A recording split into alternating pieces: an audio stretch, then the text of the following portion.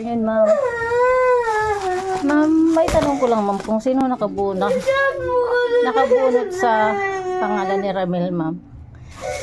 Kasi nakakaawa ng anak ko, ma'am. Ayan, oh, iyak ng iyak. Sa bigat mo naman, ma'am, alam niyo ba kung anong laman ng gift niya? Ayan, ma'am, Halublocks. Ang bigat niyan, ma'am. May asma yung anak ko. Hindi ko pinagbubuhat ng mabigat. Buhat-buhat niya yan. Hanggang sa bahay. Ayan ang laman, ma'am. Ito, nakapasok. Dito ko yun nilagay. Ayan, iyak ng iyak. Ito ang laman. Rami, taas mo to. Ayan. Ayan, ma'am. Oh. Pang babaeng blouse. Halagang 50 pesos lang yan, ma'am. Tingin po, ma'am.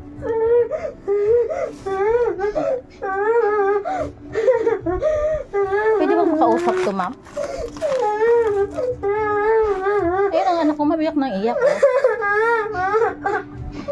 Pati ba naman dito?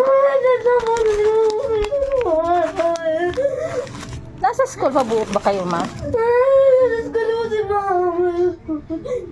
I-chat-chat ko raw kayo. Ayan, ma'am, dadalhin ko to, ma'am.